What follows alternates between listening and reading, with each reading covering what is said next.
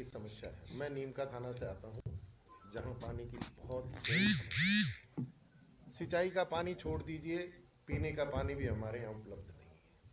हम लोग मांग कर रहे हैं कि आप नई नई योजनाएं, नए नए समझौते किए जा रहे हो। पिछली सरकार ने जो इतना बड़ा काम कुंभाराम लिफ्ट के नाम से जो मशहूर है, वैसे उसका नाम जो है वो अलग है, झुंझुनू और सीकर के शेष है गांव को और कस्बों को पेयजल की योजना। ये योजना 22-23 में राजस्थान सरकार ने 7,799.23 करोड़ की स्वीकृत की। घोषणा संख्या 25900 22-23 की ऑनरेबल सीएम साहब का जो रिप्लाई था 3/3/22 को, उस पर ही घोषणा हुई। इसमें डीपीआर मंजूर हो चुकी, केंद्र का कितना हिस्सा रहेगा, राज्य का कितना हिस्सा रहेगा, ये तय हो चुका। केंद्र ने 17 बार स्टेट लेवल कमेटी में अपना हिस्सा ये नहीं बताया कि हम कितना हिस्सा देंगे। अंततः एक बार अध्यक्ष जी और हम बैठे थे, हमने ये घोषणा की कि आज अगर इस मीटिंग में ये इसको पास नहीं करते हैं तो शाम को हम प्रेस के सामने जाएंगे और जो कुछ घटित हुआ है इस 17 बार में वो प्रेस के सामने रखेंगे, तब जाके। और उन्होंने उस पर सहमति दी। उसमें केंद्र सरकार का भी प्रतिनिधि स्टेट लेवल कमेटी में आता है। अब देखिए यार, केंद्र ने दिया 2223 करोड़ रुपए और राज्य सरकार ने हाँ की कि हम 5575 करोड़ रुपए, यानी कुल 7,800 करोड़ रुपए मान लें, 7,799 पॉइंट समथिंग है, तो 7,800 करोड़ रुपए में केंद्र केवल 2200 करोड़ रुपया देगा। इसके बावजूद स्टेट गवर्नमेंट ने यहाँ की कि हम इस योजना को लाएंगे और जनता की पानी की, पीने की पानी की जो प्यास है उसको बुझाएंगे। अब ये RD 103 है मोहनगढ़ के पास में, वहां से पानी आना था। इसकी DPR मंजूर हो चुकी, जैसा मैंने बताया, SHC में मंजूर हो चुका, फाइनेंस ने इसकी मंजूरी दे दी और RWSSC Rajasthan water supply and sewerage निगम, इसको कार्यकारी एजेंसी बनाया इन्होंने, फाइनेंस डिपार्टमेंट ने, जो आगे लोन की कार्रवाई शुरू करे। 2200 करोड़ रुपया केंद्र से मिलेगा और जो 5500 करोड़ रुपया राज्य सरकार की तरफ से लगना था उसके लिए लोन की कार्रवाई करे, ये निर्देश इस निगम को दिया गया। मेरी मांग है आप सबके माध्यम से कि ये जो योजना है जिसमें इतनी प्रगति हो चुकी, उसमें पानी कितना मिलेगा हमको राजस्थान नहर से वो भी तय हो चुका है। मैं आपको बताना चाहता हूँ कि 2054 तक जितनी हमारी मांग है 521 MLD, वो पानी हमें स्वीकृत हो चुका, हमारा हिस्सा उसमें तय हो चुका। जिस काम में इतनी प्रगति हो चुकी है, आपको सिर्फ लोन करके और टेंडर करना है। पैकेजेस भी तय हो गए कि पहले किस पैकेज में कितना काम होगा, फर्स्ट पैकेज में क्या होगा, सेकंड पैकेज में क्या होगा, सारी कार्रवाई इसमें पूरी हो चुकी है। लेकिन बीजेपी जब से शासन में आई है, आज तक इस योजना का नाम उन्होंने प्रेस के सामने नहीं दिया कि हम इस योजना का क्या करने जा रहे हैं, इसका पानी कब उपलब्ध होगा, इसकी क्या प्रगति है, इस पर क्या कार्रवाई हो रही है। जनता प्यासी बैठी है और सरकार मौन है। किसी तरह का कोई धन्यवाद यात्राएं चल रही हैं, हमने कहा हमारे यहाँ भी धन्यवाद यात्रा कीजिए, हम भी धन्यवाद देंगे, लेकिन पानी तो लाइए। अब समझौता कह रहे हैं, अब हमको ये कह रहे हैं कि आपको यमुना के जल से पेयजल मिलेगा। अरे पेयजल की हमारी इतनी कवायद हो चुकी है, इतनी बैठकें हो चुकी हैं केंद्र के और स्टेट गवर्नमेंट के साथ में, और उसमें जो इतनी प्रगति हो चुकी है, आप उस योजना को एक तरफ करके अब कहते हैं हम दूसरा झुंझुना पकड़ा रहे हैं कि हम नई DPR बनाएंगे, नया समझौता करेंगे। अब उस समझौते का हाल देख लीजिए, खट्टर जी क्या कह रहे हैं हरियाणा विधानसभा में। तो मेरी आप सबके माध्यम से मांग है सरकार से कि सबसे पहले जो योजना स्वीकृत है सब कुछ उस पर तय है, सिर्फ आपको लोन मंजूर करा के और उसको टेंडर करना है, वो काम शुरू करना है, जिससे कि अगले 3 साल 4 साल, काम पूरा होने में भी बहुत समय लगेगा, तो 3-4 साल बाद हमको आशा हो कि हमें पेयजल मिलेगा। अब ये पूरी मैं आप सब लोगों की इसकी पूरी डिटेल्स जो है वो सारी आपको ये उपलब्ध कराऊंगा कि इंदिरा गांधी नहर के RD 103 से ये पानी लिया जाना था raw water reservoir, raw water pump house, जल संशोधन संयंत्र के द्वारा जल शुद्ध करके पाइपलाइन के जरिए पंप करके उच्च जलाशयों में भर के और नलों के द्वारा इसको वितरित किया जाना था। इससे शेखावाटी की पुराना जो सीकर जिला था उसकी 4 विधानसभा क्षेत्र, अब नए जिले की 4 विधानसभा क्षेत्र उसकी और 2 विधानसभा क्षेत्र नीम का थाना जिले, सीकर, खंडेला, दौद, तांतारामगढ़ जिला सीकर और नीम का थाना व श्री माधोपुर जिला नीम का थाना तथा नवलगढ़ व पिलानी जिला झुंझुनू, इन विधानसभा क्षेत्रों को इसका पानी दिया जाना है, जहाँ पेयजल की बहुत बड़ी समस्या से जनता जूझ रही है।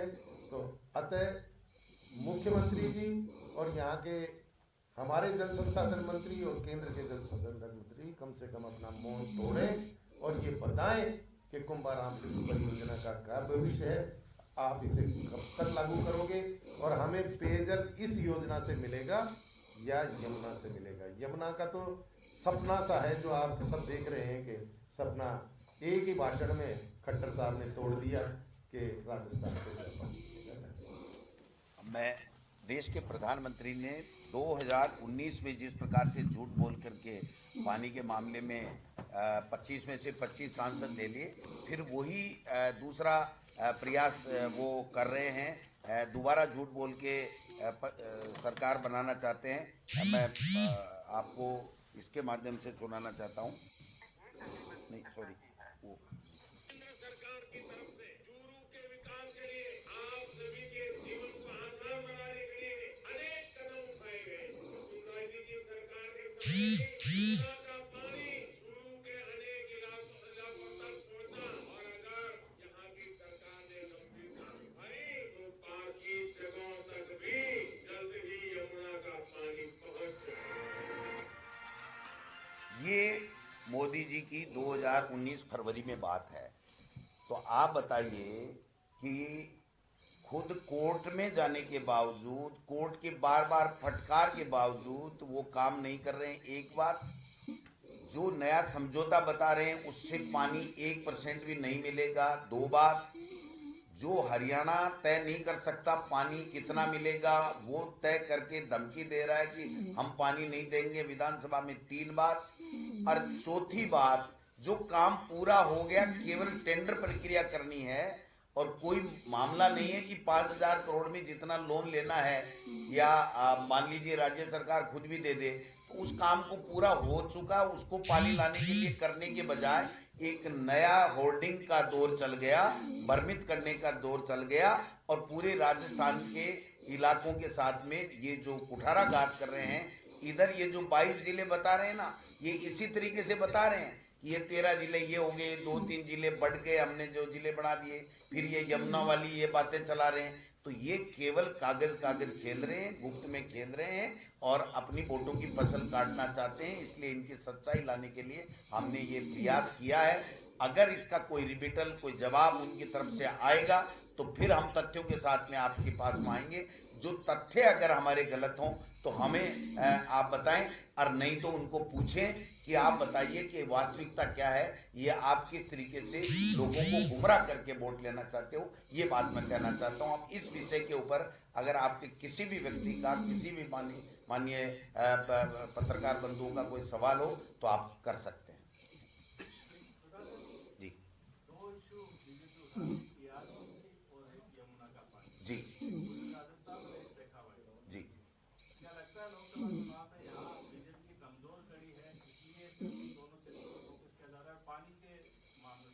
देखिए दोनों बातें, वहां पर कुंभाराम का जो पानी मिलना था वो पानी पूरी तरीके से तैयार है, टेंडर प्रक्रिया होनी है, तो उसका श्रेय कांग्रेस को मिल जाएगा, इसलिए उसको तो उन्होंने रद्दी की टोकरी पे फेंक दिया।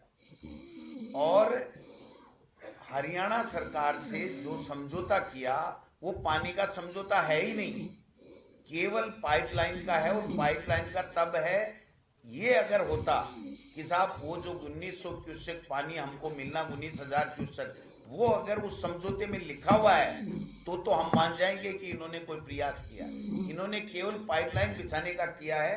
पाइपलाइन बिछा के करोगे क्या जब आपको पानी मिल ही नहीं रहा है, दे ही नहीं रहा हरियाणा, तो आप जबरदस्ती कोई लट के बल के ऊपर थोड़ी ले आओगे, बंदूकों से थोड़ी ले आओगे। जब डबल इंजन की सरकार कह रहे हो तो डबल इंजन तो फेल हो गया, एक इंजन तो यहाँ का फेल पड़ा था काफी 2-2.5 महीने से, और एक वो दिल्ली वाला और फेल हो रहा है, क्यों झूठ बोल बोल के। तो ये केवल भ्रमित करके पहले भी वोट लिए हैं और भ्रमित करके वोट लेना चाहते हैं। लोगों को पानी पिलाने की उनकी कतई मंशा नहीं।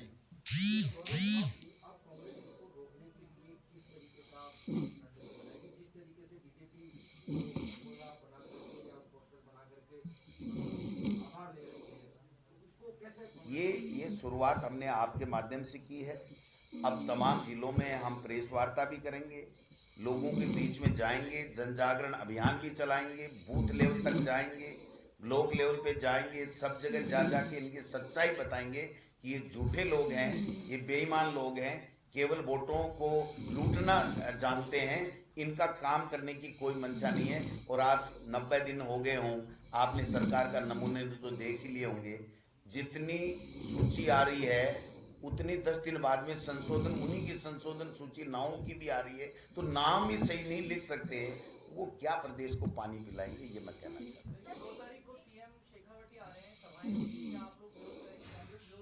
ऐसा है, देखिए, विरोध का हमारा लोकतांत्रिक अधिकार है, लेकिन विरोध का जो तरीका अपना सकते हैं, जिस तरीके से बात कर सकते हैं, वही करेंगे।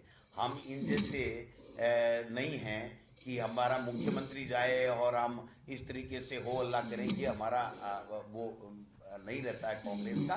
कांग्रेस अपने तरीके से ये पूछेगी, सवाल पूछेंगे, बार बार पूछेंगे, प्रतिदिन पूछेंगे कि आप किस बात का आभार ले रहे हो, आपने कौन सा तीर मार दिया, ये तो बताओ। आप पानी जो पहले से सैंक्शन है, स्वीकृत है, एफएस है, फाइनेंशियल सैंक्शन है, हिस्सा तय हो गया, पैसा तय हो गया और सक्षम स्तर पर सारी स्वीकृतियां होगी, केवल आपको वर्क ऑर्डर करना है, उसको कब कर रहे हो, ये बात भी पूछेंगे।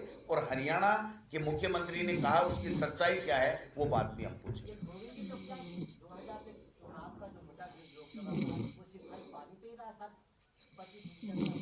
तो मुख्यमंत्री जी तो यही काम कर रहे हैं 2 महीने से, आपने देखा कोई दूसरा काम किया उन्होंने?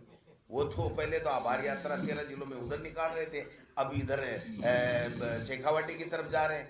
तो उनके पास मुद्दे नहीं है भाई साहब, हमारे पास तो उन्होंने जो वादे किए थे, चाहे महंगाई को, बेरोजगारी का हो, चाहे किसान की आमदनी का हो, चाहे वो सारे मुद्दे हमारे पास में तो। लेकिन ये मुद्दा भी हमारे लिए जरूरी है, ये भी एक मुद्दा है कि जो काम होना है, जो हमने कर दिया, सब कुछ तय हो गया, और उसके बावजूद आप वो काम तो कर नहीं रहे हो, और लोग प्यासे मर रहे हैं, और आप झूठ पे झूठ बोल करके और फोटो में चिपका रहे हो, पोस्टर चिपका रहे हो, और होर्डिंग लगवा रहे हो, और घूम घूम के जो है वो प्रचार हेलीकॉप्टर से कर रहे हो।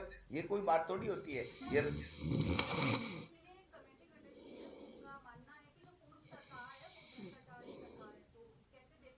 तो मना कौन कर रहा है? नहीं, मना कौन कर रहा है? तो उनको भ्रष्टाचार की जांच करने के लिए कोई मना किया, किसी ने हाथ पकड़ा जा करके? करे ना। वो तो 2G स्पेक्ट्रम और पता नहीं कोलगेट क्या क्या लेके आए थे और सरकारें बना ली, और आज तक किसी को किया हो तो बता दो। तो आप राजस्थान में क्यों मानते हो कि हम इतने ताकतवर हैं कि जाके उनकी कलम पकड़ लेंगे? जो उनको जिस मुद्दे के ऊपर जांच करनी हो वो जांच करें, जो दोषी हो उनको सलाखों के पीछे करें। मना कौन कर रहा है? ये तो केवल भाषणबाजी कर रहे हैं बहन जी, भाषण ही भाषण दे रहे हैं। ये भाषण मुख्यमंत्री हैं, ब्राह्मण भाषण और भ्रमित और औचक निरीक्षण, ट्रांसफर खेलो, इसके अलावा कुछ किया है क्या? तब बता दो। 90 एक मिनट आऊंगा। नहीं, मैंने कभी नहीं कहा मेरी फोन टैपिंग हो रही है। मैंने ये कहा था कि कई अधिकारी फोन नहीं उठाते हैं, रात को व्हाट्सएप कॉल आता है कि भाई साहब आप तो समझते हो आपसे बात करने में कितनी वो होती है, इसलिए मैं जब भी समय मिलेगा तो मैं रात को व्हाट्सएप से कर लूंगा। तो मैं समझता हूँ कि कितने भयभीत हैं ये, क्या काम करेंगे इस सरकार में। आपका आरोप था कि एजुकेशन डिपार्टमेंट में कोई काम नहीं हो रहा है और लगातार एक बयान आया मदन दिलावर का, अगर कोई टीचर अगर तंबाकू खाता हुआ पकड़ा गया और वहाँ के लोग अगर उसकी पिटाई भी कर देते हैं तो हमारी जिम्मेदारी नहीं है। ये अच्छी बात की आपने। मैं ये कहना चाहता हूँ, हालांकि इससे विषय से संबंधित नहीं है, लेकिन शिक्षा का है और आपने पूछ लिया। राजस्थान के शिक्षा मंत्री जी शिक्षा बच्चों को अच्छी कैसे मिले इसको छोड़ करके वो सारे बयान दे रहे हैं जो शिक्षा से संबंधित नहीं है, जिसमें आपने जो पूछा वो सवाल भी है, वो बात भी है, क्योंकि इससे शिक्षा का कोई संबंध नहीं है और ये संविधान और कानून के विपरीत बातें हैं और ऐसी बातें दर्जनों उन्होंने कर दिए हैं। पता नहीं अखबार के लिए किस तरीके की क्या क्या बातें कह रहे हैं जिससे बच्चों का क्या संबंध है, आप बताइए। जो पाठ्यक्रम एनसीईआरटी ने दिया वो पढ़ाना है, उस पे बात नहीं कर रहे, लेकिन जो शिक्षा से संबंधित नहीं है वो सारी की सारी बातें केवल वोटों में धार्मिक ध्रुवीकरण कैसे हो और मुद्दों से ध्यान कैसे हटा करके वोट लिए जाएं, इस दिशा में ये लोग बात काम कर रहे हैं।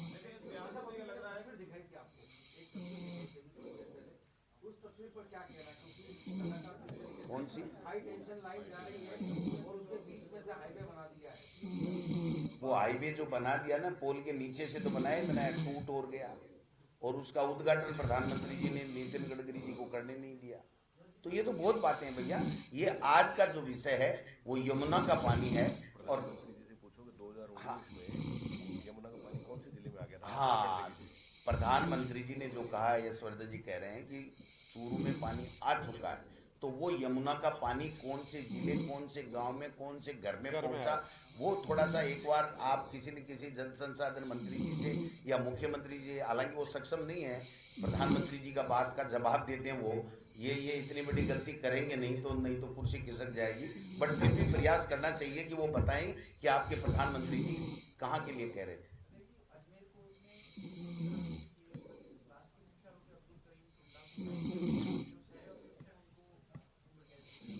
जब जयपुर बम ब्लास्ट में बरी हो गए तो तुष्टीकरण बता दिया, हमारी असफलता बता दी, हमारा कोई हमने चेष्टा नहीं की सजा दिलाने में। अब क्या कहेंगे, उन्हीं से पूछना है। जिन जिन लोगों ने जो बयान जयपुर बम ब्लास्ट के मामले में फैसला आने पे दिया था, कृपया उनसे पूछिए कि अजमेर के मामले में आपका क्या बयान है, आपका क्या स्टैंड है, ये बता दीजिए। क्या आपने वास्तव में पैरवी करने में कमी रखी या फिर वो केवल वोटों की बात करने के लिए, लोगों को भ्रमित करने के लिए आप बयान दे रहे थे। थैंक यू, नमस्कार। बैठो,